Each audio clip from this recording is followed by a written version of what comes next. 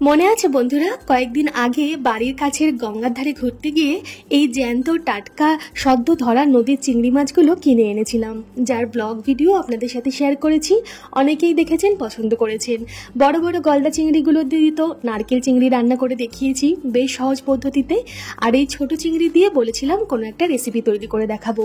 সেই রেসিপিটাই নিয়ে চলে এসেছি। নমস্কার বন্ধুরা, আমি বন্দনা।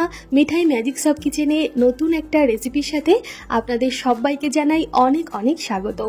আজকে এই ছোট চিংড়ি মাছ দিয়ে পুঁই শাকের একটা দারুণ রেসিপি তৈরি করব। ভীষণ সহজ, জানি অনেকেই জানেন।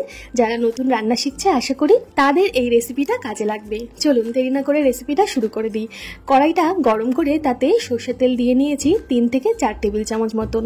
তাতে তেজপাতা, শুকনো লঙ্কা চিড়ে দিয়েছি আর দিয়েছি 5 ফোড়ন ফোড়নে। ফোড়নটা সুন্দরভাবে ভাজা হয়ে গেলে দিয়ে দেব সবজিগুলো। এখানে পুঁই ডাঁটা, কুমড়ো, আলু আর কাঁঠালের বীজ আমি বেশ বড় বড় করে কেটে রেখেছি। মোটা মোটা পুঁই ডাঁটাগুলো একটু মাঝখান থেকে চিড়ে দিয়েছি, কুমড়োগুলো কিন্তু বেশ বড় করে কেটেছি। তার থেকে একটু ছোট করে আলু আর কাঁঠালের বীজ দুভাগ করে কেটে নিয়েছি। কেটে ধুয়ে জল ঝরিয়ে দিয়ে দিলাম তেলের উপর। খুব ভালোভাবে তেলের সাথে এটাকে ভাজতে হবে, বা বলতে পারেন সাঁতলাতে হবে। এই রকম তরকারি বা সবজি আগে কিন্তু নুন না দিয়ে একটু ভেজে নিতে হবে। আর পুঁই শাকের যে শাকগুলো বা পাতাগুলো, ওগুলোও কিন্তু এর মধ্যে ব্যবহার করব। পাতাগুলো আগেই কিন্তু সবজির সাথে দিয়ে নেব না, তাহলে জল ছাড়তে শুরু করবে, সবজিগুলো ভালো ভাজা হবে না। আর এই সবজিগুলো একটু ভালো করে না ভাজলে খেতে ভালো হবে না তরকারিটা। তাই জন্য হালকা হাতে হাই ফ্লেমে একটু সবজিগুলো ভালোভাবে ভেজে নেব। দেখুন, খুন্তির এটা উল্টো দিক আর এটা সোজা দিক। আমি প্রায় বেশিরভাগ সময়ই খুন্তির উল্টো দিক দিয়ে রান্না করি। খুন্তির উল্টো দিক কোনটা, সোজা দিক কোনটা আমি আগে জানতাম না।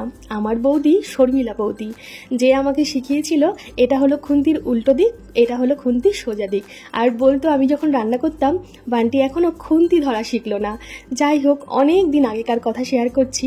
জানি না বৌদি এই ভিডিওটা দেখবে কি না। বৌদি, তুমি যদি ভিডিওটা দেখো তাহলে কিন্তু একটা কমেন্ট করো। আর তোমার শেখানোর পর থেকে যখনই আমি রান্না করি তখনই চেষ্টা করি খুন্তিটা একটু সোজাভাবে ধরে রান্না করার। দেখুন, আমি ভালোভাবে সবজিগুলো ভেজে নিয়েছি। এরপর মাঝখানটা একটু কড়াইয়ের ফাঁকা করে দিলাম, সব তেলগুলো মাঝখানে জমতে শুরু করলো।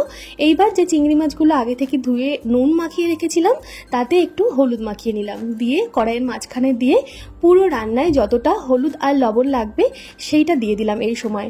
এরপর ভালোভাবে চিংড়ি মাছের সাথেও আমি এই সবজিগুলো সাঁতলে নেব বা কষিয়ে নেব, বা বলতে পারেন আরও একটু ভেজে নেব। এতে করে চিংড়ি মাছটাও হালকাভাবে ভাজা হয়ে যাবে। চিংড়ি মাছটার পুরো খোসাটা বাদ দিয়ে নিই, মাথার কাছটা বাদ দিয়েছি আর লেজের কাছটা। তো চিংড়ি মাছগুলো খুব সুন্দরভাবেই ভাজা হয়ে যাবে। এইভাবে সব যখন ভালোভাবে ভাজা হয়ে যাবে, তারপর এর ওপর থেকে আমি পুঁই শাকের পাতাটা, যেটা আমি ভালোভাবে ধুয়ে কেটে রেখেছিলাম, সেটা দিয়ে দিলাম। আর সবজি কিন্তু ভাজতে ভাজতেই প্রায় অর্ধেকটা সেদ্ধ হয়ে এসেছে।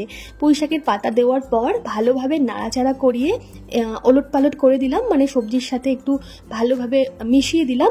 এরপর এটা ঢাকনা দিয়ে দেব। ঢাকনা দিয়ে মোটামুটি আঁচ কমিয়ে রান্না করে নিতে হবে ততক্ষণ যতক্ষণ না সবজিগুলো খুব ভালোভাবে সেদ্ধ হয়ে যাচ্ছে। মোটামুটি আমি 10 থেকে 15 মিনিট ঢাকনা দিয়ে কম আঁচে রান্না করে নিয়েছি। এরপর ঢাকনা খুলে ভালোভাবে যে জলটা বেরিয়েছিল পুঁই পাতার থেকে, সেই জলটা হাই ফ্লেম করে একটু শুকিয়ে নিলাম। আরও ভালোভাবে একটু নাড়াচাড়া করে নিলাম। মোটামুটি নাড়াচাড়া করতে করতেই জলটা শুকিয়ে যাবে। খুন্তি দিয়ে একটু কুমড়োটা ঘেটে ঘেটে দিচ্ছি। তো সমস্ত সবজি এখনও সেদ্ধ হয়নি, বিশেষ করে পুঁই ডাঁটাগুলো বেশ মোটা, একটু শক্ত শক্ত আছে। তাই আমি এখানে সামান্য জল দিচ্ছি আরও, এই সবজিগুলো আরও একটু সেদ্ধ হওয়ার জন্য। আর আপনাদের কাছে যদি মনে হয় যে না, আপনারা জল দেবেন না, পুঁই ডাঁটা আপনাদের বেশ পাতলা আছে, নরম হয়ে গেছে বা সবজি সেদ্ধ হয়ে গেছে, তাহলে আপনারা এখানেই নাড়াচাড়া করে নামিয়ে নিতে পারেন। আমি জল দেওয়ার পর আরও একটু জিরে ভাজা গুঁড়ো দিয়ে দিলাম। আমার হাতের কাছে জিরে ভাজা গুঁড়ো ছিল, তাই ওই ভাজা জিরের গুঁড়োটা 1 চামচ আর সামান্য মিষ্টি মানে চিনি দিয়ে দিলাম। এইসব তরকারিতে একটু চিনি না দিলে খেতে ভালো লাগে না। জিরে ভাজা গুঁড়ো আর চিনি দেওয়ার পর ভালোভাবে আবারও সব কিছু মিশিয়ে নিলাম।